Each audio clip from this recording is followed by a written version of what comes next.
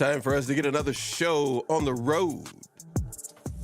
Coming to you straight from YouTube Live. This is NATV Network.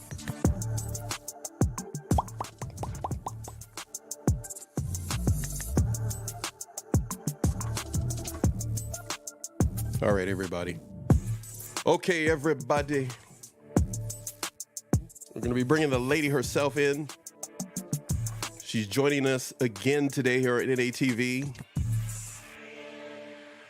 Man, she's just totally cool. New hairdo. New hairdo, everybody. NATV Network off the coast of California, connecting with Connecticut. Susie with a Z podcast. This is going to be good. We're freelancing today. Come and join us again tomorrow, and you will be able to get some more tips on, well, if you're an empath and you're dealing with individuals, Deborah will be here tomorrow morning. In the evening, we will be spending time with the State of Grace. She will have her show. We produce and direct that in conjunction with her. Amazing talent. Got a lot going on, everybody. Thank you for stopping by at NATV Network, New Attitude TV. Like, comment, share, subscribe, and all the juicy stuff to let us know you appreciate what we got going on. Susie is going to be here in just a moment. Enough of me. Enough of me. Susie, you're out there somewhere. I sure am. I told you. Yeah. All right, everybody. This is 2 days in a row. 2 days in a row, you and I. Yeah. Giving everybody an opportunity to have a new attitude. Don't get stuck in a rut of making it all about the toxic and unsafe person. It's time for you to make it about you and your recovery. All righty then. What you got for us today? I thought we'd talk about boundaries. Something I'm working on personally. You? Yeah. Outside of the unsafe person, just everyday life as well. Yeah. I had to relearn. What were some of the boundaries that you knew you needed to set up for yourself in order to have a recovery? Once I was out of the relationship, it was people pleasing. I was constantly trying to please everyone and make everyone else happy. Trying to fill that void within myself by giving everyone else what I needed. And I didn't realize it at the time. So I'm working on it. I'm working on saying no, the simple things, putting myself first. But, I still do things for people. But I needed to really dial it back a lot. It was draining me still. So, do you find, before we go any further, can we do this real quick here? Hey, Dr. Pepper. Dr. Pepper 76, and without a doubt, Gloria. Good to hear. The G-Force is here, Gloria herself. And oh my goodness, feeling the love in the room.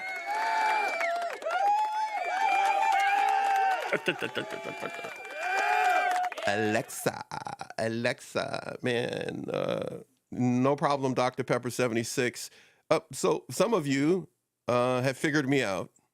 We do have t-shirts and mugs that actually say audience cheering. So somebody wrote me that the other day, a couple of days ago, and I went like, oh man, they figured me out. We actually have merch. If you want to donate to the channel, please do it via our merch. And if you can't use it, send it to somebody to make their day. We have t-shirts and mugs that actually say audience cheering. So yes, we do, to answer someone's question from the other day. And Hi, Heidi. H Factor in the house. Heidi is here as Got the well. whole crew. And it got to, yeah, no. Hey, those are your, hey, they're not coming here to listen to me. You guys They're coming are here awesome. for you. We are going to pop on our cameras in just a moment. And she's giving you some love there. Hey, Let's see here. We're going to pull up something for everybody in just a moment. But let me do this here. And bam, baby. Victoria. So glad you're here. Man, Susie, you got nothing but love. All that Oh, hard work you're you've all been so doing. awesome. And they're all Um, helping me help so many people. You all are Victoria. great. That's right. Victory with Victoria. All right. We're going to talk about a few things. We're freelancing today, everybody. There's some points that Susie wants to bring out. I have no idea exactly what they are. And there's well, just me putting up the chat for everybody. But what are some points you wanted to bring out to everybody? About boundaries. So for Okay. me, I believe now that I'm out of hi everyone. Now that I'm out of the relationship, I realize now that the reason, one of the biggest, actually there's four reasons why I think I was so afraid to set boundaries or to hold boundaries or to have self-respect for myself enough to have a boundary with someone. And the biggest one was fear. I was so afraid that the person wouldn't like me. The second was guilt. I felt guilty if I didn't do things for people. And Oh my goodness. that even goes as far as, and it sounds ridiculous because, I'm a grandmother of 5 grandchildren and I love them and I'll do anything for them. But I always felt guilty if I didn't do enough. Yeah. And Well, honestly, I do a lot. Like now I recognize it. and Um, before you get to 3 and 4, mhm. because I don't want to get behind like I was yesterday, and I want to hear what you got to say. But bam, Hi, Stanley. Stanley's in the house. Thank you, Alexa. It's the haircut. Who says she talking about you? Oh, you're right. I was waiting for you to say that just so I could say that. Just You so I got could me. say that. Ain't nothing but soul in the house. Soul Hi, family's in girl. the house. Deb is here.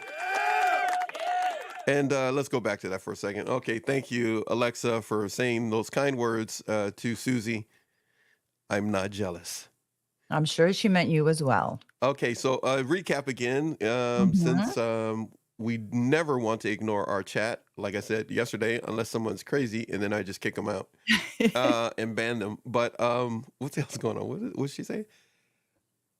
Oh, look at It's that. the glow away from the monsters. Oh, I like Absolutely. that. I like I'm that one. healing. I'm healing from the I like inside that. out, mentally, physically, emotionally, I right? like that. Spiritually. It's true. I like I that. I That's had a pretty good. session with Dr. Mack this morning, You did. and he said to me, I said, "Dr. Mack, I feel what do I feel? Because I'm not used to this feeling, right? I Yeah. feel happiness." He says, "You're drunk on love." You're You're oh, drunk on feeling love from other people. You're allowing yourself to feel loved and appreciated, your family, wow. your friends. And I said, "All right, well, what do I do? Like, you can't put the bottle down. What do you do?" It sounds ridiculous. You He can't put the said, bu that should be a T-shirt, but I don't know if that'll work well, I don't know if anyone at will an get it. AA meeting. Yeah. Just kidding. No, but I mean, it sounds funny and a little off, but in reality, I never knew how to feel happy for being loved or for being myself. Yeah. I'm finally able to just be myself, and Mm. it feels good. Like I'm actually feeling happy, If which is a good anybody feeling. is in the chat and you feel the same way, feel free to join in and chip in and explain to us that as well. If Mhm, you are struggling with feeling that sense of peace and happiness because you're dealing with, as I'll put it back up here, as Alexa says, dealing with a monster, then that's why we're having this show and many other shows so that you can navigate your way toward that peace of mind because you're able to take care of yourself and not be dealing with unsafe people. The theme of the show again mhm, today is it's not you having boundaries with unsafe people. We started with point 1 and 2. Recap those two, and then go ahead and you mhm. said there were 4 Yeah. altogether you wanted to talk about? Yes, I just want to say quickly that unsafe people and abusive people steal your joy. They steal your love. So I was void of that for so long. So these Mm, are new feelings for me. mhm. So that's why I'm like a little kid. Like I explained to Dr. Mack, I'm like a little kid on Christmas. I'm You're allowed to feel joy, love, happiness, and peace. you're finding these new feelings, Mhm. um, is it scary? I have no fear. And I lived in fear of so many different things while I was in that relationship, that the absence of fear is Okay. allowing all the good things to flow in, which is I didn't expect it. I didn't know this part of healing. It's exciting every Mhm. day. The Um fear kinda The trapped fear those is gone. feelings, Yeah, but the like, fear is gone.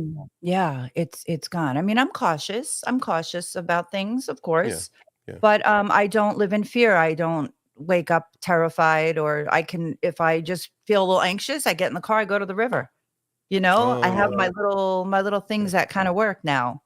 I love Or your videos I when you go do pick on the some river. flowers. Today, I went and picked some lilacs from the tree Oh, outside. yay, you got different ones from yesterday. Yeah. I've learned just finding joy in little things. Mm, Really helps. So, yeah, I was saying, with boundaries, me having a lack of boundaries was, first of all, was from the fear of mhm, being rejected. That's number 4 for me. Fear of being rejected, fear that the person would get angry at me or be disappointed in me. mhm. And then I had guilt that I wasn't doing enough, guilt that they wouldn't like me, guilt that they'd be disappointed. And while I was with the unsafe person, I had a fear of rejection because he would reject me. He wouldn't speak to me. He would give me the silent treatment. He would take off and disappear. So boundaries were out of the question. I It would be nothing but trouble if I tried to set a boundary or stand up for myself or have any kind of structure in that relationship. So Dr. Pepper saying little things can help. Walking by the park helps me sometimes. Yes. Yes. Just walking out. That's like my new move. I'm looking forward to just taking a Yeah, cup of tea and going outside and sitting by the yeah. horses. Like, how amazing. Dr. Mack said today, who gets a chance to actually relive their childhood? You're going back, Susie. And I'm like, I'm so grateful. I'm so blessed and I'm so grateful to have this opportunity. And I've worked Now, really hard to your get rec here. I got feedback in my head, it's driving me crazy. Mm. Now you have the opportunity to go to a different place, Mhm. in a different space, and you're gonna find new things out about yourself, but you said yesterday you're gonna be essentially reliving your childhood.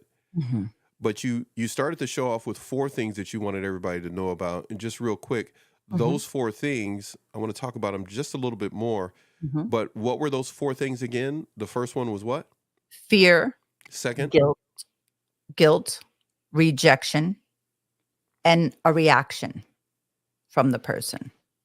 I was So afraid of their reaction if I set a so boundary. right now, do you do you see yourself using those 4 as the way to protect yourself or create a boundary, or is how are you using these? Well, I no longer have that fear of someone hurting me. I don't have the fear of being rejected or being abandoned, Okay. right? He would abandon me. Um, if I set a boundary, the bank accounts would be closed. My whole life would crumble. There would be problems all around, chaos. I don't have guilt any longer because I know I'm doing my best. And I know that I truly love people and help people and want to continue to help people and Mhm. do what I can. I don't have a fear of rejection any longer because, quite honestly, if you don't want to be in my life, there's the door. Hmm. I can't I don't want to ever have to beg someone to stay or be desperate for somebody to need me or show me love or affection. But you lived a life like that, though. I sure did. I Describe did. that so that if somebody's living it Mm, now, they understand they're not alone and there is a way out. yeah, that feeling, let me know if you can relate, seriously, that feeling of they come home and they don't speak to you. You know, you could have dinner prepared and try to make everything nice, and you're walking on the eggshells so everything stays peaceful for the evening, and they go to the garage or just go upstairs or eat dinner without speaking and go sit in front of the television. It's a cold, empty, lonely space. That that lonely space, you're living with someone and you're alone. Hmm. That's what my experience was. When it comes to rejection, you said that you don't concern yourself with that anymore. No, When took you me were a long dealing with time. rejection and it did matter, how did that emotionally make you feel? It hurt. It hurts terribly to be rejected. Um, and it was for many, many things. It was for anything, anything I wanted to do or just normal relationship things. You're just always rejected. Affection, attention, conversation, communication. I was not even seen. I felt I wasn't seen, I wasn't heard. I was just an object in the house to take care of the needs of this person. And at the Hmm. same time, I tried to be the best. I know I did a great job with my kids because they kept me going. And I just became super mom. And I lived in this world of just getting things done, but I had no emotion, no feelings, and I just went through I just went through the motions Hmm. basically. But it hurt terribly being rejected, and it was year after year after year. Oh my gosh. It's a very lonely space to be in. But Very you lonely. you found a way to navigate around that, but it wasn't on your own. So what advice do you now give being out of that to someone living that today? It took a lot for me. I did start volunteering, and I think a lot of people know that about me. And I volunteered with horses, so I was able to get out of the house a little bit and just Hmm. be around the horses. But I was always nervous and stressed, so it's not like I totally enjoyed it. It was more like I needed some kind of escape. So that was my escape.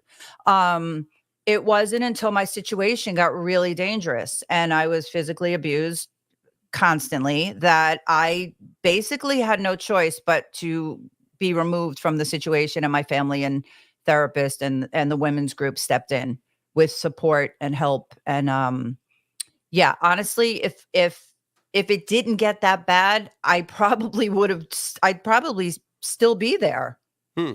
allowing him to run havoc and control my every thought. And I I don't even know what would have happened. It was a bad situation. So for me, it took a lot. If what hadn't gotten bad. So you're saying The if abuse. the physical abuse Mhm. hadn't Yeah. escalated, Mhm. you, far as you can see right now, you still would have been there. Yeah, because I didn't know any different. I didn't know anything but being in that abusive relationship and being treated badly and pretty much just doing everything I was told. I didn't know there was anything wrong with it because I was in it for so long, and it was a Even before. gradual. Even before my previous relationship. I had, childhood abuse when I was 10 and a half years old. So, from a very young age, I was very easily, groomed, manipulated, controlled, and I it's honestly a miracle I made it through because I've been in some pretty Mm. bad situations and relationships. So, Now, your words of advice, if somebody's confronted with that fear of what next when that person mm, comes home, what the next, who said it? Yes, one of you in the chat said it yesterday. What bomb is going to go off next when mhm. they come in? What's the next shoe to drop? somebody's living like that every day. Many people, at least, was that Alexa or Angie told us that yesterday? Who's going to college? I don't forgot which one now. Uh, Alexa. Alexa is going to college. She said a number of young women Mhm. are being exposed to this type of behavior. Some are being exposed to this from their fathers. Some are being exposed at Mhm. work and other places. Words of advice when it comes to living that fear and moving away from it, it's not going to happen overnight. No. No. I started to make a plan. I mean, even before the abuse got really, really bad, I knew I had to get away. Something Mm, in me knew I had to get away, and I started very slowly, and this is before the physical abuse even escalated. I started very slowly, trying to share stories. Yeah, it's like being on a battlefield, Dr. Pepper says. It is, and it's you can you I started to prepare. I mm, started to disassociate from my house. I knew I was gonna have to leave.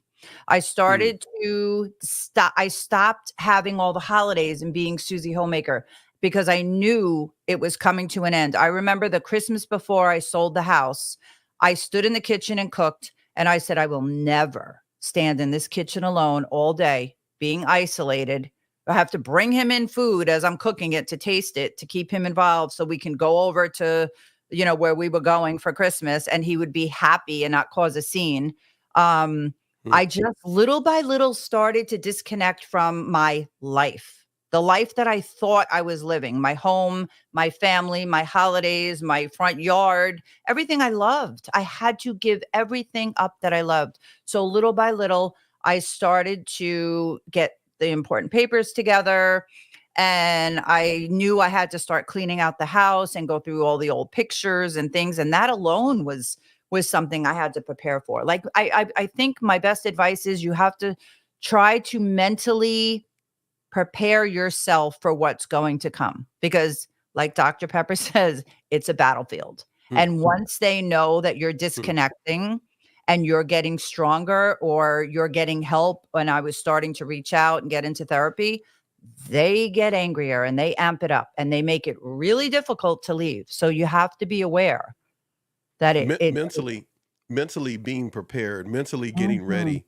it can be something that will help someone, but that can be hard. It's exhausting. Someone listening to this can say, how can they even muster up the energy to do that? Before we get to that, we got to show some love to uh, Hi, Bob. Bob with With a Z. a I don't Z. know. No, Bob with a P. No, I'm just kidding. Who's Susie six with a foot Z. He three. know that Wait, was was 7'3" last time? yeah, that was I'll do that one more time. That was Susie with uh Z. Thank you, Oh, Bob. He just spaced that out there for us. Thank you very much for doing that. We're glad you're here at Bob is right. Three yeah, seven or 7'3", one or the other. 7'3", One that's the from the one. other show. Yes, he's one of the other. Mhm. Yeah. You were just mentioning a number of different things there. I'm going to say I started to talk about one thing. We're Mm. freelancing today, everybody. Different subjects. Just thank you for being here. And if this can help someone you know, feel free to share Susie with a Z podcast from her YouTube channel with them, so they can get a chance to see it. It should be streaming over there now, as well as, of course, they're always welcome at NATV Network.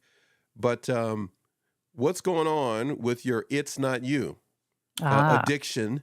Uh, Again, everybody, we're not getting paid for this. It's No, I'm just just reading it every day, she's re- loving it. she's reading it. She has now become a Dr. Romani disciple, Yeah. and she I'm just teasing. Pretty much. Pretty Well, she it's goes pretty helping much. me so much, right? Because it not only helps me to go back to understand what I went through, it's also helping me to, like, your survivor's journey. Now I'm on Yeah. the onto the survival part. Um, yeah, let me Okay, just see so if what do you mean by that? What you just said? So you're on. What is she describing about that? So it's survivor's journey, is that what you just said? mhm. So, let me see. So, shaping your story, Dr. Romney says, shaping your story along the hero's journey framework transforms your perception of your healing process from someone who is dragging themselves out of a mess to a person who bravely undertook one hell of a treacherous trip. You And got to that get that book. it's Everybody's good. got to get that book. That's pretty good. Yeah, and then she continues, "You could have chosen to keep things the way they were, to have left, but never focused on individualization and healing, to have never attempted to take back your story and Mm. never changed a word. That would have been easier, but that's not what you're doing now." And that right there is like gold to me because We could unpack that Mm. right now, man. You got to do that on your show. Right? Because I left, I was safe, I was with Hmm. family, I had my Hmm. support system, but then I decided this this is really good, right? And you start to get strong. I started to get stronger. I started to Hmm. feel better physically, emotionally, mentally, and I just kept going. And as you keep going, it snowballs. Just like the bad snowballs, you can go forward and snowball. And I decided I want to make a new life. Why am I going to sit here and feel sorry for myself that I wasted all those years when I can use all those years to not only help other people, but how about helping myself? Hmm. And that's what I Hmm. decided to do with going back to school, doing things I've never done before. I've never lived alone. Right? I had to leave school early, so going back to school in the fall is, like, really exciting for me, and then everything else, like, though going back to the horses, all the things that I feel I missed out on, that nothing and no one can stop you. Once you're away from someone who is controlling you, Hmm. you take your control back. I took my control back. I took my life back. You never So lived alone.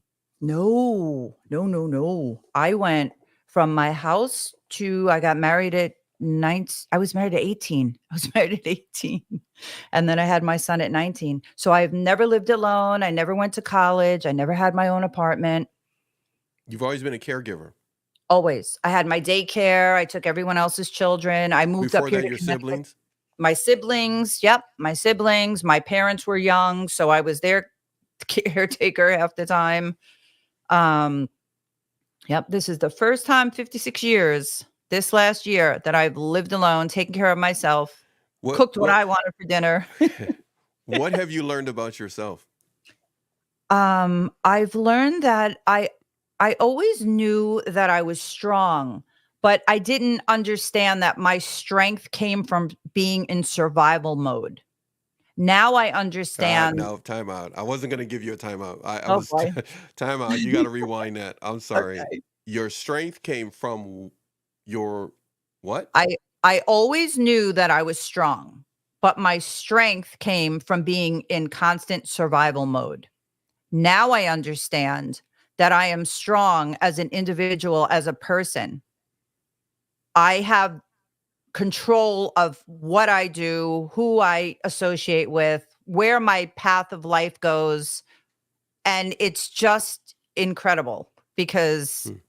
having survival strength and having real life strength, because I'm in control of myself for once, is two completely different things. So you're getting strength in your survival mode was really your lifestyle. It was my lifeline. Oh, it was your lifeline. Wow. Mm, And now when you wake up in the morning, now when you're moving each day, you're literally trying to just live in that moment, in that day, yes. not off the I fear of him and what he could do or the past. Right. There's a different shift in your It's a life. it's a complete 180. It is night and day. It was very foreign to me. I didn't understand it at first. Mm. And now that I've been in it for a little while, I'm allowing myself to feel it and to be happy and allowing myself to feel joy and happy. Stanley says exactly, Susie, you're authentic, not hypnotic. Um, I'm me. This is Yeah, me. I'm this me. is it. This is it, I baby. like Like, that. I can't I like that. pretend I have, I don't know. I'm becoming who I am. It's new to me too. So whatever you all are seeing, this Wow. is me doing it in real time. I am healing in real time, sharing my story, helping others, but I'm also becoming me. Everybody, hold on one second. Everybody, hold that thought there. I'm going to do something here. Hang in there. 1 second. Can you hear me still, Susie? Yes, I can. Okay, everybody just need to do something there because I was getting feedback. Just everybody. Hopefully, everybody can comfortably hear me. If you're here still, everybody, somebody in the chat or a couple of people, just let me know you can still comfortably hear me, Susie and I. Hopefully, there's no feedback or anything like that. Anyhow, Susie, sorry to have to do that little technical thing there real quick. I'm going to put something up on the screen, and everybody, please take note of it. You gave me so much to think about right now. Some questions that are running through my head, but let's do this. Thank you, Stanley, for what you said as well. I'm going to do this here. Unsafe people, covert narcissistic traits is what we're talking about. You really got me thinking right now. There's so much I want to ask you. It's in my head. I want to ask you about. There are 25 items listed here. We're not going to go over each one of them, but if you're looking at the screen, we know, again, most of you, 85% of you listen to the show. You put it on while you're doing other things. But if you're able to see the screen, feel free to talk about and share your story on your survival journey of what you've endured. And any tips and tools you're more than welcome to pass along. The theme of the show, again, is It's Not You, Having Boundaries with Unsafe People. Feel free to chime in if you like. Susie, any point or two that sticks out to you? Yeah, I'm just, I mean, I can honestly, every single one of them I could relate to. I've experienced everyone. 25 of them are up there, Susie. That's pretty Every deep. That's pretty deep what you single. just said. No, I'm not. I'm looking at them right now. Wow. Extremely passive aggressive. Oh my goodness. Absolutely. The little digs and the attitude, habitual lying, hypersensitivity to criticism. God forbid you ever he did something wrong, or even did something like silly or goofy and got embarrassed or tripped, and the kids would laugh, or something was silly. Oh, forget about it. He would lose it. Self-consciousness and self-deprecating. Yeah. Defensive and extremely indecisive. Always defensive. Always. Emotional dysregulation and sudden outbursts of rage was a daily episode in my home. He would just lose it, like the bomb going off. You never knew when. Always needed attention, admiration. Don't I look good for my age? We'd have to hear all the time. Oh my He's the best. goodness. Who do you Wow. love better, grandma or pop pop? That was a big one. Could you imagine saying that to a child? I look at these now and I'm so, like, such a different person. If someone ever said that now, I would look at them like they were insane. It's insanity. Avoidance behaviors and cheaters. Yeah. He would never, and the lies, admitting to anything he did wrong. He was never wrong. Take advantage of others. A big thing for him was they owe me. Everybody owed him. So the they is everybody? Everybody. We're talking even within the family. Okay. Well, I got that one a job in 1912. They owe me. Really? Wow. Do you get up and drive and do the work for them Do the too? job? Yeah. 1912? Wow. Yeah. He would, even if he helped watch the grandchildren, well, they owe me. It was embarrassing. And I would keep it all under the rug, keep it quiet, because it was humiliating, absolutely humiliating. And You I were was embarrassed by his behavior, but you would keep it under the rug.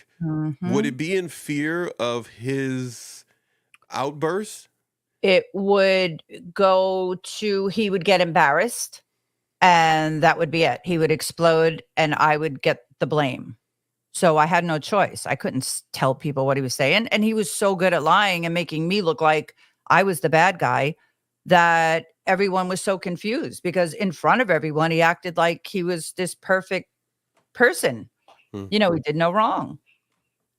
Creates and controls financial hardships. Oh my goodness. The financial, I never knew when I'm working on it now. I'm actually better. But every time I'd go to the ATM or buy something, I never knew when the card would be shut off. He would just shut it off or go make a big purchase, go buy another boat or go buy something that we have no money to pay for. Very unstable Extremely. financially then. Mm-hmm. How about the last one? Prevents you from being able to relax and self-care. Relax? I didn't know what it was. I wasn't even, he would keep the house up at night. There was no getting a good night's sleep.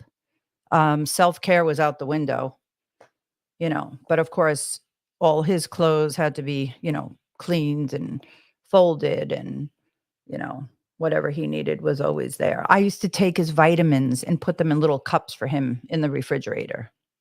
Like it's crazy to think about it now. So I don't know if anyone else out there has someone in their life that they have to keep happy 24/7 in order to keep the peace in the house or keep the children from, hearing the rage or the outburst if things don't go their way or everything isn't perfect for them or they're not the center of attention. But it's yeah. Dr. Pepper says, yes, narcissists love to deprive others of sleep. Yes. Why is that? I've heard Hon that numerous times. They want them. Well, why is that? I think it was to keep me off my game. It would keep me tired. It would keep me in that fight or flight mode because I was never rested. It's like rest and digest or fight or flight. I was constantly in fight or flight mode. My whole digestive system was messed up. Had insomnia. I couldn't sleep, or it was terrible. I would have night terrors. I was in and out of the hospital with stents in my bile ducts, and yeah, I was malnourished. I was thin as a rail. Yeah, power and to hurt. Exactly. Control and power. That's right. They control everything you do. Everything.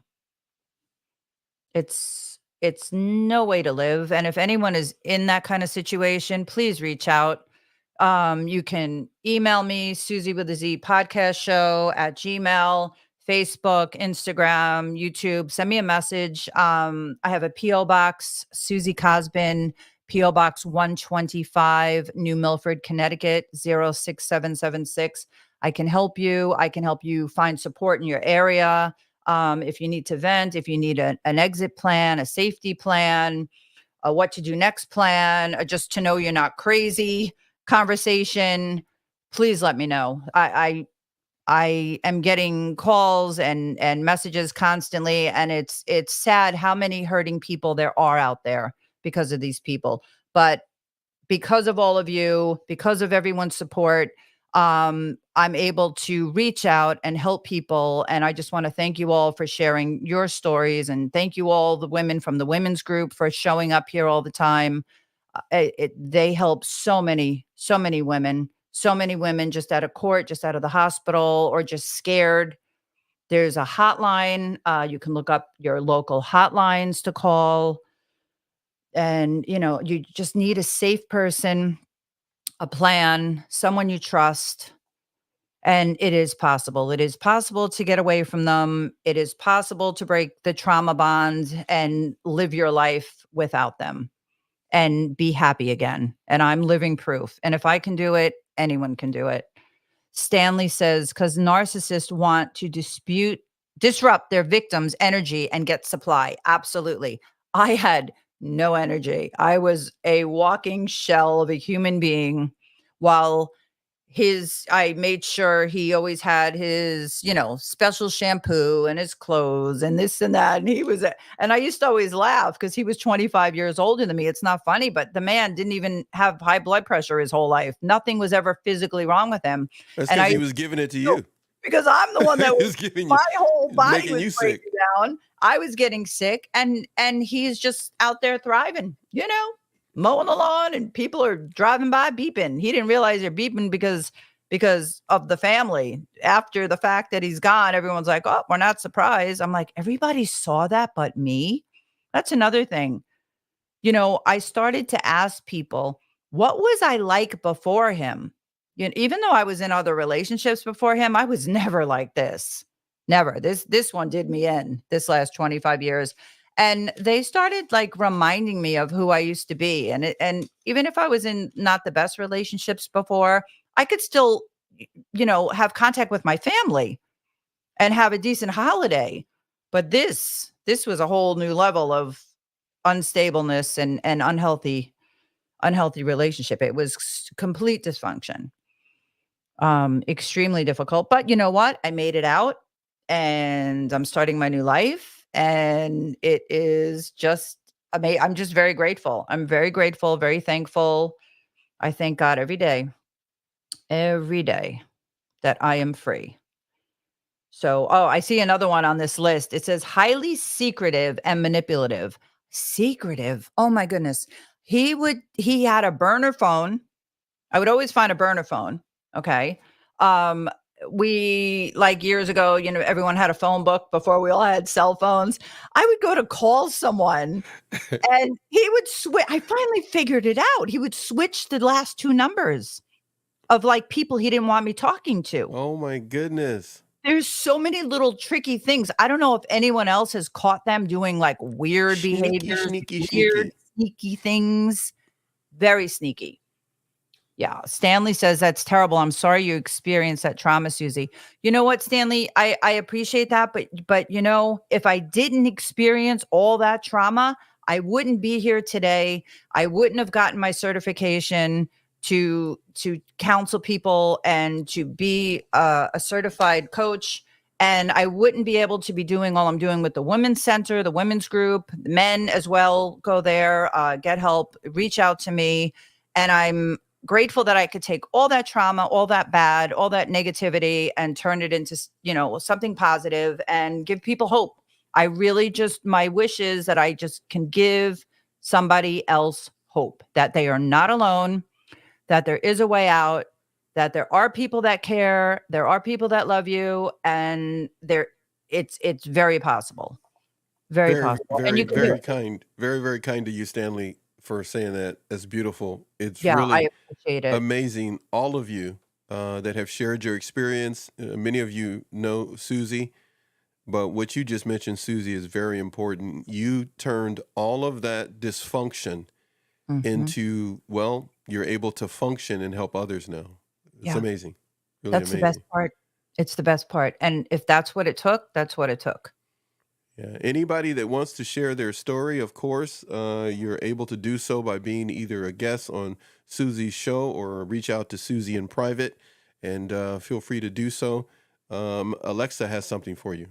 Mhm. I mean, you were right when you said these people are monsters. This is insane to see your transformation. Wow. Yeah. Alexa, I just wanted to share, I've known Alexa since she's born. And I remember she had come over my home. I hope you don't mind me sharing this, just this little bit, Alexa. She had come over my home years ago. She was young. She's in college now. And I remember she was like, "You're like," I don't know if you remember this, Alexa. She's like, "You're like Mary Poppins. We go out to the pool, we come in, and I would like have lunch ready, and the little candy bowl would be filled."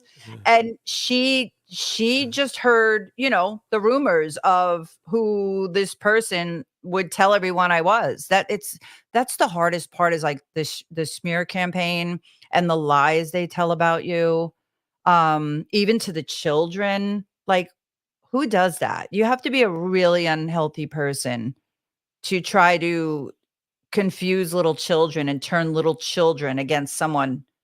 That it's just bizarre to me now.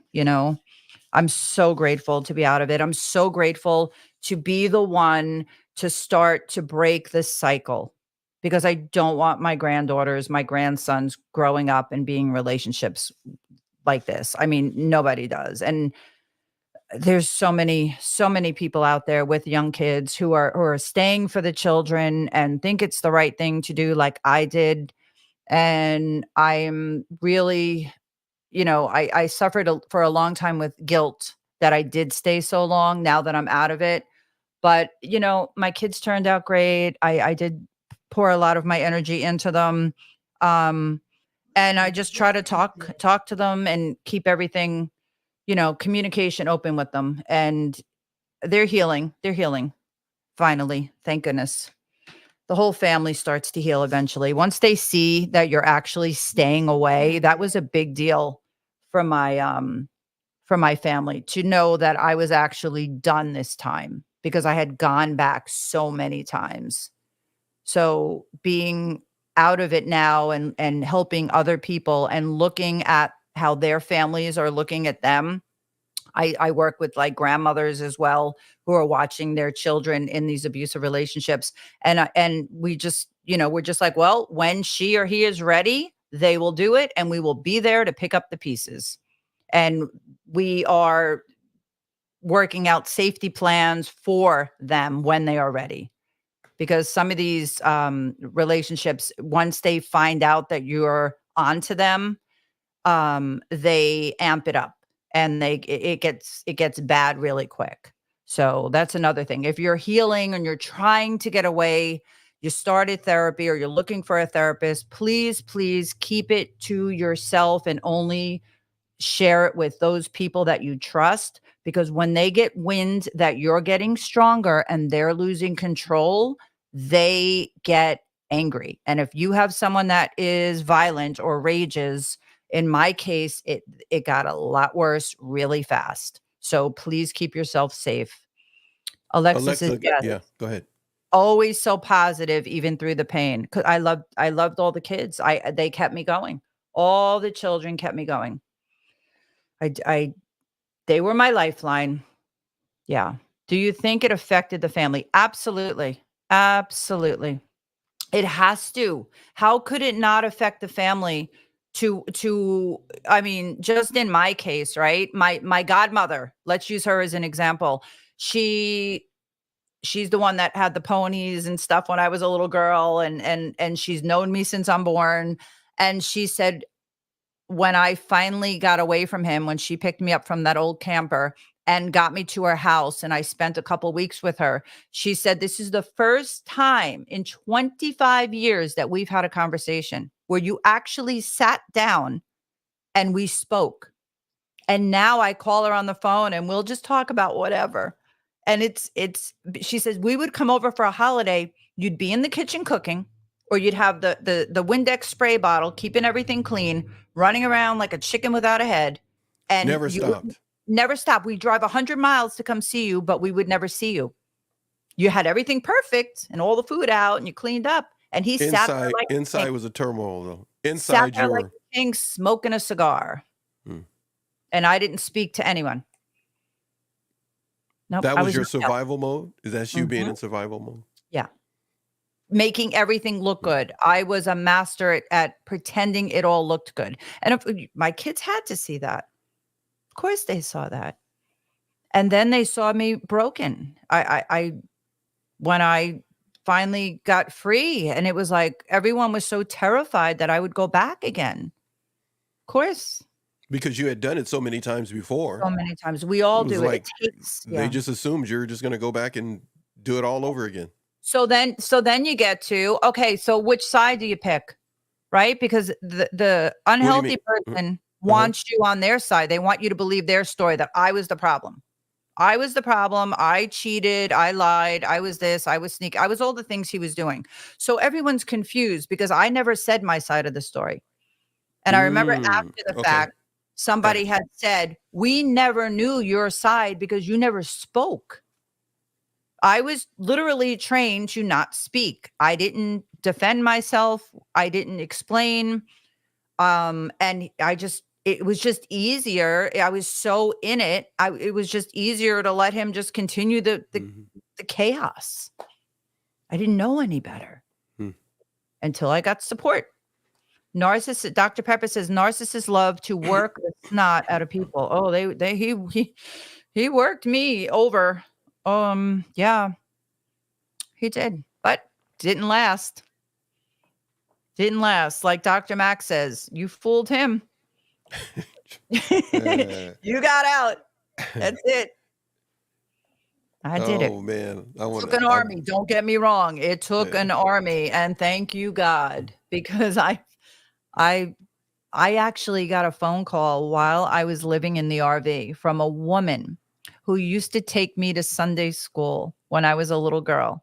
And she said she was on her daily walk. She lived in our old neighborhood from when I grew up. She knows my whole family. She was friends with my mother. She says one day she had to stop her walk, and she was up at the church, and she had to call me, and she called me, and I was in that musty old moldy RV. He was on the couch sleeping, and she said, "Susie, are you okay? You just were on my heart and I had to call you." So I'm like, I was out of it. I was not okay. She could tell I was not okay. And she said, "Where is he?" And nobody knew at that time. I said, "He's on the couch." She's like, "You let him back in." And this is after he broke my bones. And I said, "Yeah." And then that was the beginning of the end. Somebody knew, and she got in touch with my godmother, and that was it. They just they saved my life. Well, so nobody before that knew the chaos that was happening inside the home. Nobody knew. They knew when he broke the bones. And then I Okay. sold the house and I got away from him. And then I moved into the RV, kind of Mm-hmm. transition, and I was broken and Mm-hmm. alone and scared. And I let him back in. And nobody knew he was back in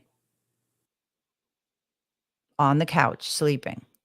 After all of it, I still let him back in. So it wasn't until everyone knew the truth of the abuse and knew I let him back in again that they finally said, "Enough. You're done. This is it." They took over. The family took over. And I had been seeing Dr. Mack. I had been working with the women's group, but and the women's group, well, they can all attest to it. I would be on the phone with them. They knew he was back, but they all supported me. They all knew that I just needed support. And I would, I think Marianne said last night from group on the live that she remembers me sleeping in my car because I'd have to leave the RV now to go sleep in the car because he was in the RV. It was a mess. It was a mess. But So look at me now. the support group wasn't trying to change your mind then. No, They were no. trying to just make sure you were Support okay, me. or yeah, right. They were Or supporting they me. weren't trying to put pressure on you to make a decision, No, is what you're no, no. saying. They were making sure I was safe in the moment. Today, are you safe? I'm safe. I'm sleeping in the car. Okay. Do you need I would call the hotline. I would call the facilitator, Karen. She would call me right back. I The would hotline of the women's shelter, of just the for women's anybody shelter, that's and coming through for the first time. Go ahead. every state, every town has a hotline. You just go, Siri, what's the women's hotline, men's hotline for whatever, domestic violence, sexual assault, whatever, and it will connect you. The local police station, whatever. They supported me. They were there for me. They listened. I was doing, I think I mentioned this before, 3 groups with the women a week. Dr. Mack was on speed dial. Now I had the Christian woman who I went to church with as a child, and I hadn't gone to church in years. I hadn't done anything in years. So I was getting back. So I realized people care, support, guidance, therapy, figuring out why would I stay in this relationship so long? What is it in me? Because I stayed, I let him back. So I needed to come to terms with the fact that I put myself back in this situation. I needed to take responsibility for my part in this now. And that was hard because I was never really a grown up. I took care of everyone, but I didn't know how to take care of Susie. So, with all this support and all this guidance and all the patience, I say that to Dr. Mack, you had such patience with me. Was Karen Every in other, the women's group? Karen, oh, same thing? absolutely. The patience, the love, the support, the understanding. Nobody judges. No one judged me. No one made me feel bad or embarrassed that I took him back. Nothing. You just You just have to hold space until the person is ready.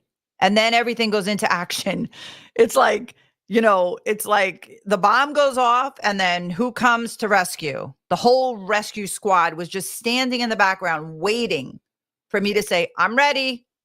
I'm done. Okay, and as soon as you were ready, the snowball began of Everything went into recovery.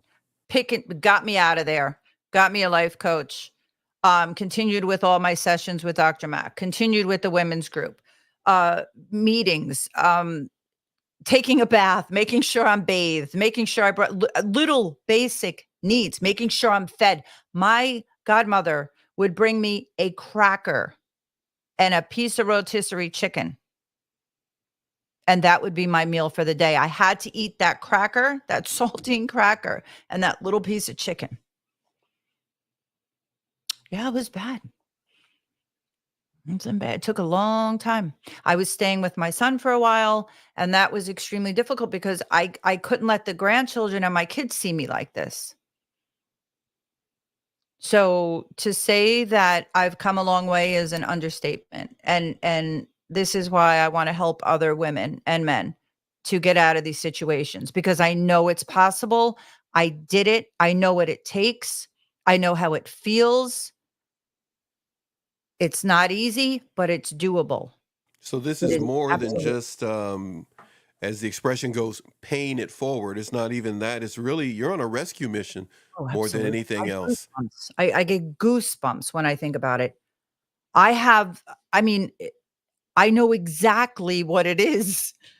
How could I not help? I've helped people my whole life. So now I can help people in something that I really, truly know. I always felt uneducated because I had to leave school in the 8th grade to take care of my siblings, my parents, my stepmother. She was an alcoholic. And then I started my daycare, and I loved, I mean, that was the happiest time of my life. All the children for the 10 years I owned my own daycare. But to be able to help women who and men who are going through this is something I know, like I'm educated in life experience. I mean, it's something bad, but I'm turning it into something good because I'm not going to allow that unhealthy, unstable person control my future. And if I don't do something to help other people, it is controlling other people's lives and letting them sit and hurt and suffer and stay stuck. And I refuse to do that. Gloria says it was a nightmare while you were in the camper, so worried about you. You've come so far and wide, baby. Thank you, Gloria. Gloria would be on, like I said, we would do the Zoom. So there could be 15, 20 women, 10 women, 5 women. It depends on the day in the group. And Karen, the facilitator, was there, and they would see me in the dark. I was in bad shape. I wasn't eating, I wasn't bathing, I was alone and isolated. And she actually was begging Karen to come rescue me and get me out of there. And Karen said she's not ready yet. You cannot make somebody leave. You can't force somebody. No one could force me. So that's how I know. Even though I knew I had to get away, I had to be ready. I had to go to the depths of the darkest places. It's almost like an addict. Yeah. If somebody tried to understand that part of nobody could tear you away, I've never asked you this, but if you could kind of describe, I know you've tried, but go Mhm. deeper in trying to explain so people who have never experienced this or just pack your stuff and leave. Just Mm-mm. what was it that added to what Karen said? She's not ready yet. What was it about you that was not ready yet? I felt that I had to try one more time. I could help him. He will change. He would say, okay, I'm going to go to therapy, or he would do an anger management class. It didn't last. It didn't work. He would use it to kind of manipulate more. Um, I believe I had to be so broken that there was nothing left inside of me, and there was no remnants of who I was. so that I could rebuild the person I was always meant to be, if that makes sense.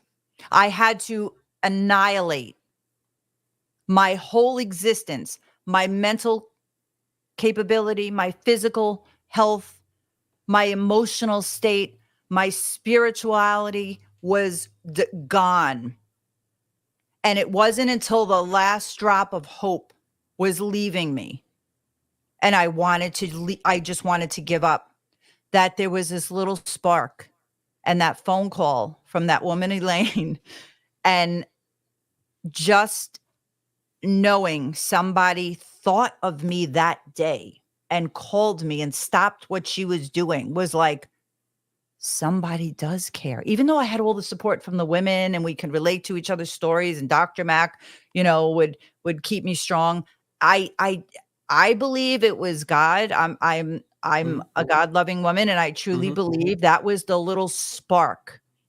And don't get me wrong, that was 2 years ago. So it took me an entire year to even be able to move into this apartment. A shell. You amaze me every time because you always say things and then I get overloaded with questions that we can dissect together. But when you felt there was no more hope, Mhm. you had all of this positive force coming your way that was available to you. Mhm. Do you remember the moment, that twinkling moment that it went like, okay, my feet have to go away from him? That day, that moment came. Mhm. And you didn't understand everything. You didn't know how things would turn out. Do you remember that moment, that time frame? Give others an opportunity to accept or understand when that moment happens to them, that it's time for them to move towards safety.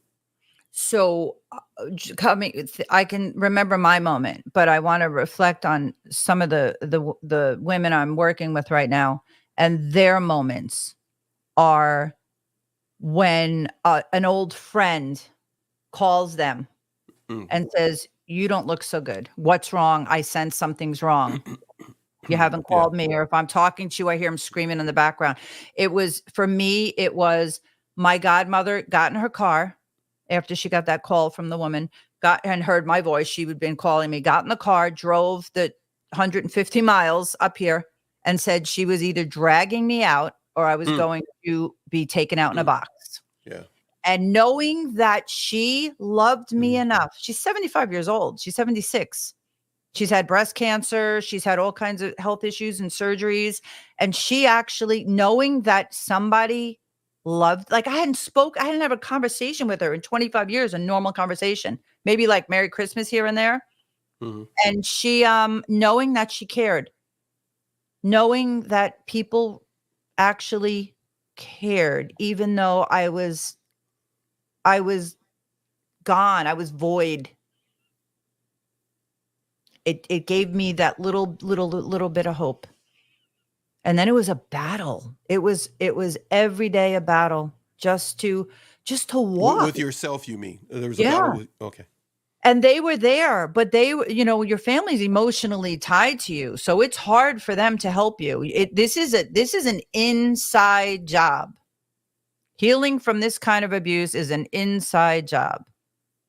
And we really need to muster up every ounce of strength to get out and to heal ourselves and to become the people that we're supposed to be. It was, I don't even have words for how difficult it was, but I did it. And I just every day did something else. I mean, there really aren't words to describe. It's a miracle. It's a miracle getting out of such a bad situation in some cases. Stanley says, I also didn't understand the concept of authentic versus ego and not ready to individuate authenticity.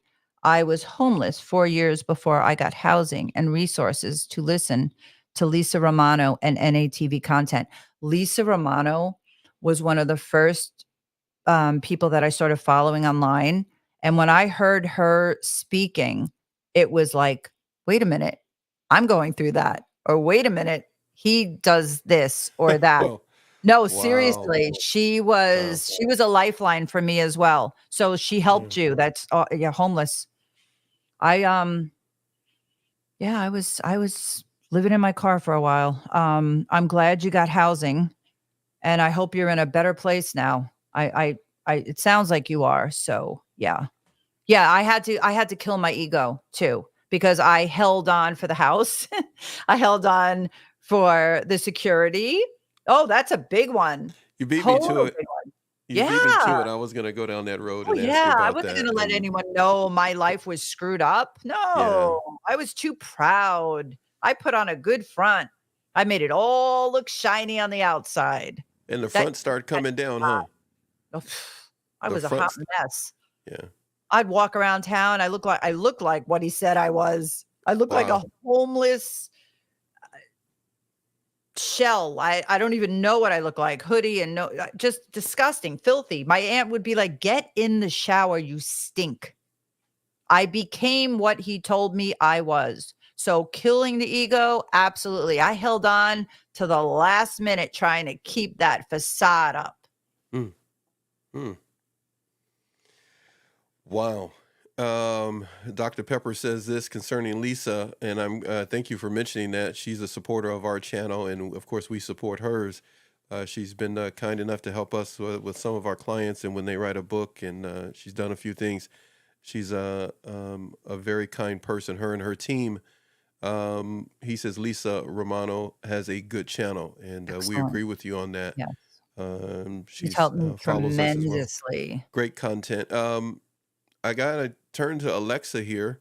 We're Mhm. not going to kidnap everybody here all night, but we got a few more things we're going to do with everybody, and then we'll hopefully see you next week, Wednesday, when we go to do Susie's show. Then at 6 p.m. East Coast time, 3 p.m. Pacific Standard Time. Um, she says, "When did you start noticing the signs of narcissism in the monster? When did you start seeing that he was unsafe, toxic?" Narcissistic traits and behavior. Well, 25 years ago, there wasn't a label or a name for this, okay? Um, I had been in, you know, dysfunctional family most of my life. Well, for most of my life, yeah, just situations, but nothing compares to this relationship that I was in with him. When I first met him, I knew something was off. I just didn't know what it was. I didn't know what it was. Um, he would it didn't take long. It was within weeks I started to see behavioral changes and he would be so nice to me and then he would ignore me and then he would ghost me and then it was almost like a challenge. It almost drew me in. Um when he moved into the house, when he moved into my house, because I had the bigger house, I had the money, I had the income. He did have a great job, don't get me wrong, and he worked when he needed to pay the bills when I'd get after him. But it wasn't until I'd have to be like, could you please, like, you need to go to work. We have to, you bought this and that. We have to pay for it. I knew something was off. It didn't, it didn't fit the person I met. I started to see another side of him, but I just didn't know what to do with it. And I remember thinking like, what in the world? My peaceful home with my kids, I mean, for the most part, compared to this, it was peaceful, was gone. It was gone. So there were a lot of signs. Looking back, I see them all. During it, I knew something was off. I just didn't know what it was. Now, like you were saying, Alexa, in school, in college, the classes you're taking and the information they're providing, and I hope they have speakers coming in to educate young women and men about these kind of relationships, about safe relationships, about abuse, about what is boundaries, what boundaries are, what we should tolerate and not tolerate. It's imperative that young people are knowledgeable that this could happen to them because they're really good. They're really good at lying and pretending to be something they're not. And I remember looking at his eyes. They were shark eyes. So there was a lot of signs, but I was in it and I had two kids and he already moved in and I was what, 28 years old at the time, already married and divorced. And I'm like, all right, I'll fix him. I'll help them. Mm. You you didn't succeed doing that. No, I did not. I But that failed that's okay horribly. because you really, really would have probably been the first person on the planet to do something like that. Mm. It really is up to that person, just like it was up to you to decide Mhm. to leave. Stanley has something for you. He says, "Yes, I'm in a better place. I've been healed 4 years and no contact also. Good for you. Keep it up," right? Every day is like, yes. Dr. Pepper says, "Alexa Matarazzo, I've called the narcissists in my life monsters before, but not to their faces." Oh, you don't want to call them names to their faces. That's another thing. Do not confront one of these people. It could become very dangerous. Safety first. Support and safety. Stanley says, "I saw the red flag right away. I ignored the red flag because I failed to listen to my intuition." Absolutely. Same here, Stanley. "I listened to my ego," he continues, "from my faulty childhood upbringing." Exactly. Um, he made it fun at first, and then he would do something wrong and then quickly try to backtrack and let's do something fun. Let's go on a trip. And looking back, I actually found old like videotapes of vacations, and there he is, you know, driving the RV Oh, with a twist on this his is face. good. And This is good. there he is on the couch sitting there. And me and one of the kids were looking at it one day and we're like, "Oh my gosh, he was always like this. We just didn't see it." He would be icing us out, giving us the silent Why do you treatment. think you didn't see it? Why do you think you didn't I see have it? no idea because I told you I would get up and bake an It's apple pie. fascinating. This is fascinating to me. I would get up and bake an apple pie to make him happy. I had children in the house. Maybe if I didn't have my children, I would have been You would have like, responded and been yeah, different. yeah. But I Yeah. was stuck. I was, what was I going to do? It was my house. He wouldn't leave. Are you kidding? I sold this. I bought the house I lived in here. He wasn't gonna leave that house. He was gonna leave. He was like, I'm I staying bought here. this house. People don't know that. They saw an older Uh, man and they thought he had they all thought this he did money. it. Yeah. They thought he did it. I sold my house in New York and I bought this house. And it was like the big joke that we all talk about. It's like everyone thought it was him. It was me who provided. Oh my goodness. Thank goodness it's over. Thank goodness it's over. Alexa says, "Have you ever confronted the monster in a calm manner to try to fix things?" Many, many, many, many, many times. Many times. Of course. Of course I tried to fix things. And he would, "I get it. You're right. You're right. It was my kids. It was this. We were going through a hard It was my time." kids. Oh, What? yeah. He'd blame his kids on everything. And then to his kids, he'd blame me. He would always blame. He was this little victim. Oh He was a man. victim. I'd hear from 1932, this happened. And then he cut his finger on the door. The same stories. I don't know if anyone can relate to that. They tell the same little victim stories over and over and over and over. It was so played out at the end. It's like you need to come up with something new. You need new material You knew the because story before he'd say it. yeah. Oh, and You'd finish anybody his knew. story before he even Yep, got to he's the end. the victim. So there was no trying to fix things. I would strategically try to, "Oh, he's in a good mood today. Maybe I can talk about this or this needs to be done. The pipe under the kitchen sink is leaking." He would throw a pan under there. But if the neighbor, the lady behind us, the tree fell, he'd be over there with a chainsaw because "Oh, thank you. Thank you." He'd get all the praise. And I'd be like, uh, so we got like trees all over oh and my goodness. Widowmakers hanging. And I got the kids walking down the driveway. God forbid one of them falls, but you needed to go do that right now because she praised you and thanked you. And then if she didn't thank him quick enough or make a big deal about it, he would talk about her. She's just an awful, ungrateful woman. I helped her do Mm, this. If it yeah. wasn't for me, they would never know how to do That that and do dude, this. so And he's sitting there. He's the best at everything. Yeah. yeah. You know the drill. They're so predictable. It's like pulling back the curtain, right? From the Wizard of Oz. That's what you're looking at when you're looking at the narcissist. We have the power and we've had it all along. I had it all along. I just didn't know. All I needed to do was click my heels 3 times, Hmm. get support, come to terms with the fact that I screwed up royally, own it, and move on. What did I do? I hit a button here. Hold on a second. You still got me, right? Yeah, I got you. I hit a button. All of a sudden it said, do I want to print screen? Anyhow, so I got it. Wait, the victim part. Let's back up for a second. Great question, Alexa. Appreciate everybody giving us some really great questions and thoughts there. What do I got here? Are you still there? Yeah, that was it. Yeah. Okay, so question.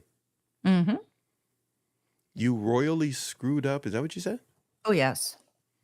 You went down that road? You know, that's challenging for some people. It's just more comfortable to just put it on the other person and I'm a victim. You dissected yourself all of a sudden at some point. Was that a Dr. Mac thing, or is just you decided to do it yourself, or was it your survival posse that helped you to come to that grips, or what? Probably a little bit of everything, but Dr. Mac will definitely take the biggest part in this, because while he was on the couch, Dr. Mac had said to me, I can't excuse me, while your the ex was on the staying on the couch. couch Okay. in the RV after I let him in, and nobody really knew, right? No one knew. Dr. Mac said, what was the word he used? Something about me letting him in. Why? Like something to the effect that I let him in. Why did I let him back in? Why? So I didn't have to worry again. So I didn't have to take responsibility for myself. Okay, now you got to get a timeout. That's pretty deep. It's the truth. You let him back in so you wouldn't have to take responsibility for what essentially got you, allowed you in that situation. And I didn't have to take responsibility for picking myself up, healing. That as well. So I had to take responsibility for allowing it, for tolerating it. I mean, abuse is abuse. No one is, No, we're not shifting any of that. Right. Yeah. That's what's, that is no. He's accountable for his lack of being a good human. But I needed to take responsibility for, I let him back in. Okay.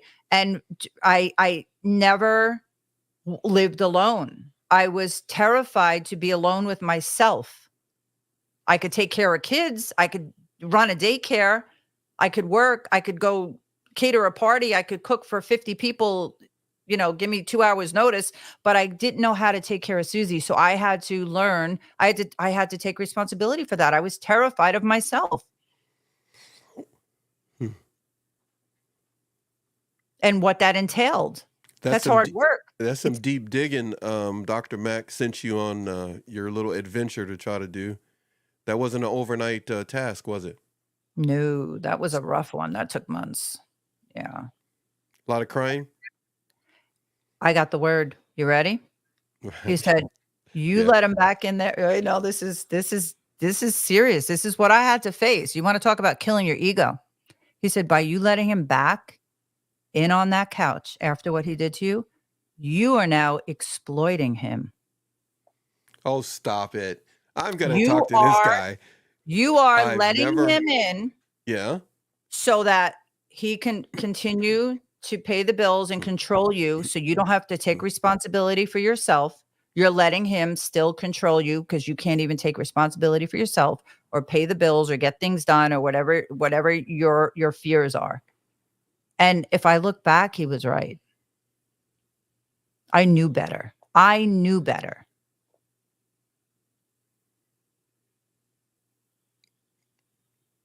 We're absorbing that moment. We know most of you listen to the show, so you're going like, what happened to the show? It got real quiet. Absorbing that is really that's really putting it on me. That is taking all of it off of him. Okay. I mean, the abuse is 100% on him. All of it. Physical. We're talking about the taking him back in part. We're talking about me, my part in this, the aftermath. Having the support, having the group, having the lifeline of the hotline, having Dr. Mac, having my family, having friends. I still did that. Not good. and I had to own it. I had to accept it. I had to heal that part of me, that childhood wound of being abandoned or always needing or wanting someone to take care of me that I never had. My parents were young and immature. They didn't know how to take care of me. My grandparents stepped in. My aunt and uncle stepped in. I did have great role models outside, but I had to heal that little girl who was so abandoned and scared because the right people didn't love me and make me feel safe and care for me. So I put all that on him. If by any chance you have heard that, listened to that, or you watch us as we record these live podcast shows, feel free to chime in one way or the other, but mainly by reaching out to Susie with the Z podcast. How can they reach you again? Your email? Susie with the Z podcast show at Gmail. And feel free to connect with her if you want to get some coaching, as you may, become a client of hers and get some of the benefits of Dr. Mack also.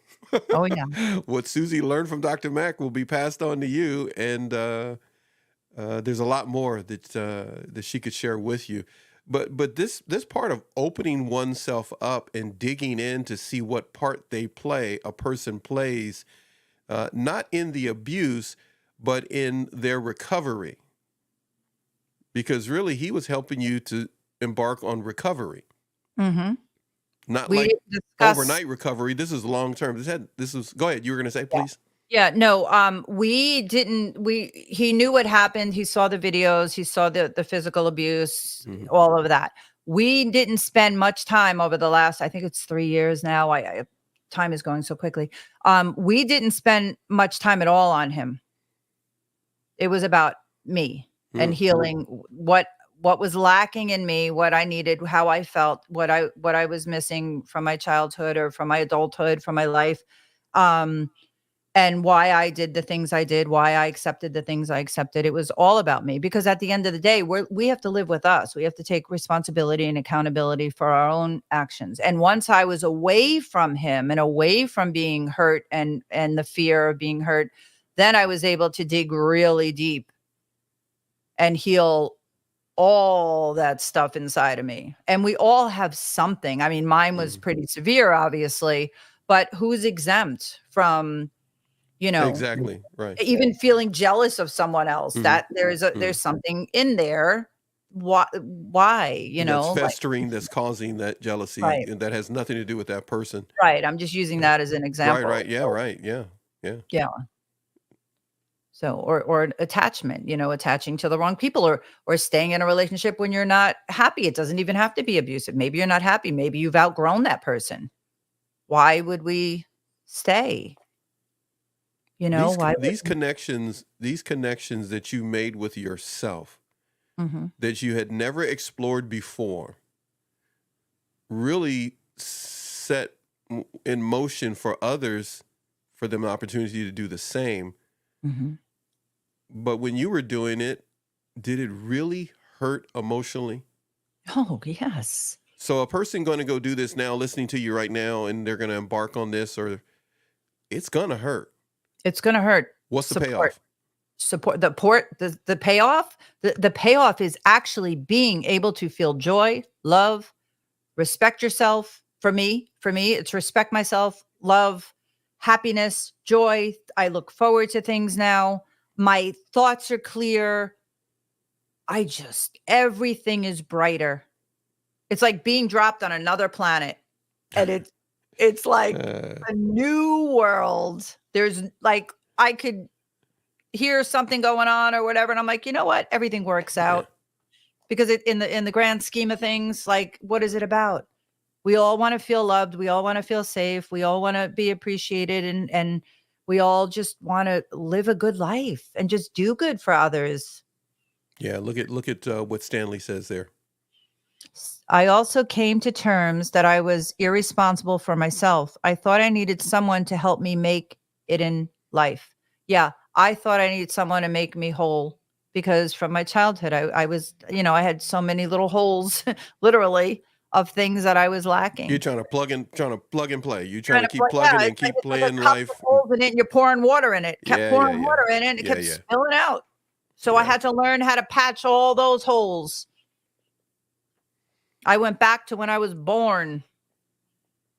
So definitely, if you're going to embark on this, if you're just got out of a relationship with an unhealthy person, or you're planning on it, please reach out to me, to someone, get support. You need a support system. And for me, it took many support systems, not just family, friends, therapists. It took the women's group. It took the hotline. I had a life coach at one point, doctors to help me physically get well again. Medical doc, it took everything. There came a moment when you were dealing with Dr. Mack in Mhm, which you started to feel that he's really helping you make progress. mhm.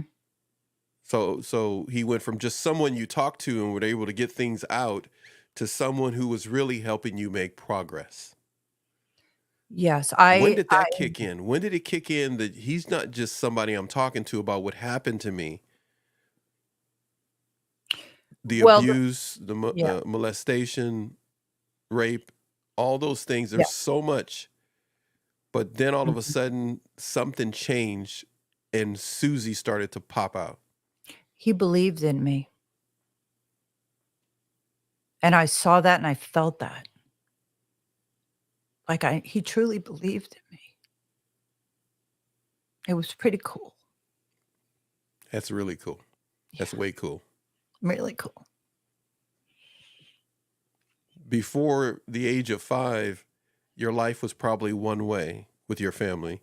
Yes. And then age of 5 or so, thereabouts, you know, age of 11 and others, things Mm, started to happen that should not have happened to a young girl, yes. a little child, to you. Mhm, yeah.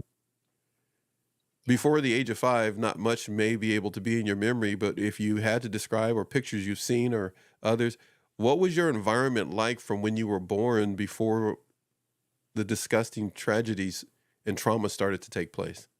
My mother was 16, my father was 17 when I was born. My little brother is 16 or 18 months younger than I. I remember the day he came home, so I was a little over 2, right? Um, my father was an alcoholic. Um, my father would beat my mother. I remember being spanked. I only remember being hit by him a few times, but I surely remember it, and I was very young. I was probably 3 or 4. I have a lot of memories from being that young, but mostly of him beating up my mother and screaming and drinking. Um, yeah, so I have bad memories from way back. But then I would have my grandmother's house, right? And it was like night and day. So that those good memories, like Dr. Mack said, you had to have some good role models in there. And thank goodness for my grandparents, my godmother and my godfather, and my great grandmother, who was alive then. So somehow, some way, it balanced all the bad stuff. As far as you were concerned, it balanced it. Yeah. Emotionally though, fast forwarding to you're now Mhm. divorced. Before the divorce, you were living in a house. Would you describe it similar to what you just described? Oh, yeah. Yep. Except I learned over the years how to hide it well. You just did that in a relationship that you're now out of, though. Yeah.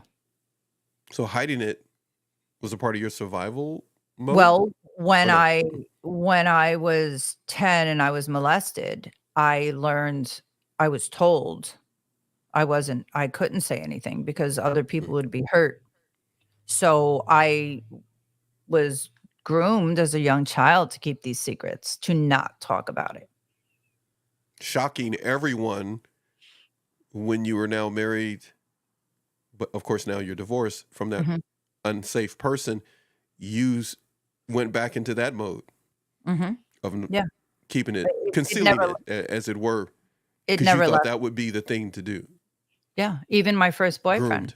Yeah. My first boyfriend he ended up in prison. And I was 15 years old, and I was in front of a grand jury for a second-degree murder trial. Keeping secrets was a part of the pattern. Mhm. Is that working for you still? Oh, no, no, no, no. There's nothing I despise lies and secrets and oh my goodness. No, this Sneaky, last sneaky, sneaky. relationship, No. he lied and lied and lied and lied and lied and lied. Every word was a lie. No, I never hurt anyone back. And Dr. Mack and I have this conversation. I never felt the need to get revenge or hurt someone back. Why? Like, I'm just grateful. Um, I Beautiful, beautiful trait to personality trait to have. Why? because I never want anyone to feel what I felt, whether that was as a child, a teenager, an adolescent. When I first got married, as a mother, I didn't want my children to hurt. I didn't want any children to hurt. I started working. I left school in the 8th grade to support my family, and I started working. And I would take my little sister, who was born when I was 12, I would take her and all the kids in the neighborhood because I was a kid. I had all this money. I was like assistant manager in the mall and this and that. And I would help pay for food and stuff for my siblings and my family because they did have my grandparents who helped with the bills. And I would take all the kids to like Adventureland or the park or Hmm. to go get snacks. So Mhm. Yeah. I like Dr. Mack says, I was always giving to the children, especially the children or people in need, what I never received myself. So I always tried to give the love that I was lacking or I didn't receive. And then going back to boundaries, that's where I became a people pleaser. And I You went overboard because I would do too much. It okay? all It's comes full circle. My yeah. I whole was life gonna has say at come some full point we're gonna have to circle. stop the show, but that's a whole nother. So It's so no one sat you down on a regular basis to explain what it means to have a boundary so that you remain safe. No one in my life ever asked me, "What do you wanna be when you grow up? How do you feel today? How was your day?" Um, Nothing. I got married and I was like, "Up, getting married." We got married within 30 days. I think I shared that. I decided I wanted to buy my childhood home, right? Because bad things happen in that home and I wanted to make good memories there. So I went by, saw the sign one day and bought the house. And I called my family. I bought a house, bought the house back. I moved up here. I got married this second time and I did the same thing. I got married. We went down to the little church and got married on a good day. It was on one of his good days. Well, you didn't And know that back then, or did you know that was a good day for him? You I kind of knew. Now knew, I knew. but Yeah, now you I'm know. guilty. Yeah. Guilty. Now I know. Alexa's got something Red for you. flag. Red flag. No, Ima you didn't have no red Alexa flag. You had oh, no, red I had banners. like You had red banners. banners. Oh, jeez. I don't even know if there's any sheets, blanket. Yeah. Oh my gosh. A blimp. You had a red blimp. Red Just lip. I had like a slowly going over your head. explosion. Oh my gosh. Alexa Alexa says, says, when did you when did you realize? Go ahead. that you lost yourself and needed to regain your spark?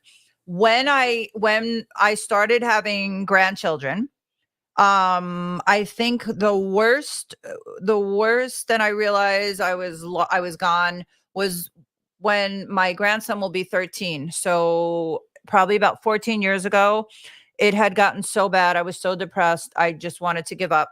And once I had my grandson and I saw my little grandson and I got that phone call because she was in labor, that poor girl, for like 2 days straight. And I got the phone call because I finally had to go home. We were all exhausted. And my son called me crying that he was here, that my little baby grandson was here. And he's like, Mom, he's here. He's here. That was it. Wow. That was my little sweet pea. Wow. Yeah. All almost 12. What was he? Almost 12 pounds, almost 11 pounds. He was a big boy. And I Wow. have, I have 5 of them now. I would never want them to 5. see me 5. being hurt. 5. Yeah. All right, Wonderful. everybody. NATV has been on with you for a bit. Excuse me. See what you did? You almost made me cry there on that moment. I start getting choked up there. All right, Babies will so do that. 1 hour and 36 minutes. We have consumed your time. Our whole purpose is to be some source of encouragement to you. Here, I'm going to do this. Here we go. So please remember to like, comment, share, and subscribe. No, I haven't given a name to those little guys yet. So I'm going to say that before you guys start writing me, because you guys are real quick to write me. I go, hey, Paxton, did you give those guys a name? No, I didn't. One of my daughters made that. So appreciate you guys being a part of New Attitude. It is challenging to have a new attitude when you're surrounded by people who have a bad and old attitude, especially if they are unsafe people. So we are encouraging all of you to do the best that you can to try to have some type of a new attitude. Find an attitude within yourself that is beneficial and safe for you. We're not trying to lecture everybody, but I'm going to take this moment and have a powwow daddy moment with you. I'm telling you, get a new attitude if you are dealing with an unsafe situation. Maybe you can't change the situation, but maybe, hopefully, listening to this show and other avenues that you pick, you'll be able to find a way to develop a positive perception and attitude that may benefit you. Look, everybody, we just appreciate you taking the time to listen to us and be a part of this show. But I'm going to go back. I'm going to scroll through here, and I'm going to put something up on the screen, and I want everybody to give some thought to it, okay? This is from Alexa. It says, when did you start noticing the signs of narcissism in the monster? Everyone, please give some serious thought to this question. Alexa, you gave us some great questions today, and others as well, Stanley and all of you, Dr. Pepper. But this question, I want everyone to give serious thought to their environment and the environment that you have your children in. We encourage you to do things necessary to protect your peace. And what that means is getting the resources and information and encouragement that you can put your hands on, and an environment in which you can get some encouragement. So please keep that in mind. If you need assistance with that, feel free to reach out to us here at NATV Network, as well as with Susie. Susie, any thoughts, please? Yeah, I would just like to close out and thank everyone again for being here and supportive, and for sharing, because you're really helping others. You're helping us help others, and I'm very, very grateful for every one of you. And I just want to say, please strongly consider just just the thought of knowing that it's time. It's time for you to live your life. If you're in an abusive or a relationship with an unsafe or unhealthy person, try to put yourself first. It's time to live your life. Dr. Pepper has something for us there as well. Thank you again, Paxton, for another excellent video. Good night, everyone. Good luck with everything, Susie. Thank you so much, Dr. Pepper, for being here. Thank you all for being here. I know you're helping. Everybody, we are not done, but we're done for today. We have other things in store for you. We can't do it all in one day. We look forward to everybody coming back. Go ahead, Susie. Go ahead and take it. Yeah, no, thank you, Alexa. Thank you so much for being here. You're inspiring me. Thank you. Thank you for the encouragement. Don't forget a life to live now. Yeah. No, Alexa's saying Yeah. I have a life to live now. Yes. It's time. Yeah. Everybody, see you later. We're going to get back into the lab and come up with some other stuff for you. We have some other things that are planned, and then we're going to keep building other stuff. Don't forget to get your t-shirt if you can, if you wish. And don't forget to show your support for Susie with a Z podcast. Thank you for supporting our low budget show, high caliber guests, and hopefully high caliber content, quality content. Share your thoughts with us. We're going to have another show tomorrow morning. You're more than welcome to be a part of that and check that out as well. We've got, of course, the State of Grace. We always encourage you to take a look at the State of Grace. Check it out, the State of Grace podcast show. Got a show for tomorrow. When we got older, we try to stay in touch. Please make sure that you subscribe to our channels. Lisa A. Romano was talked about during the show. I think Stanley brought her up. Make sure you support her channel as well. Make sure you support State of Grace, what she's got going on. Look, everybody, do not think you are alone and no one sees what's going on. Hopefully our show will remind you of that. Protect your attitude, protect your peace.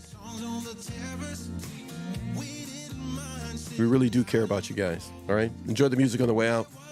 Susie, what you got? Good night, everybody. Thank you so much for being here. And remember, time to live your life. See you soon.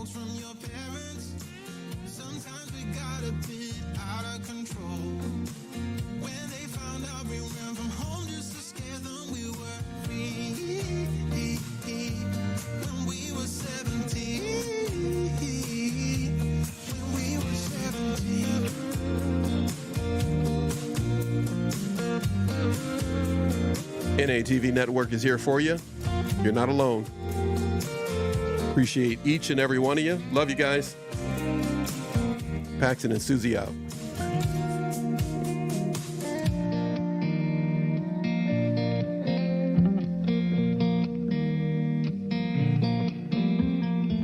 When we were younger, we used to sit on the grass and go, damn, I don't wanna grow old. Stay up all night singing songs on the terrace. We didn't mind sitting out in the cold. It wasn't possible to make us embarrassed. We were free. Do you remember stealing smokes from your parents? Sometimes we got a bit out of control. When they found out we ran from home just to scare them, we were free.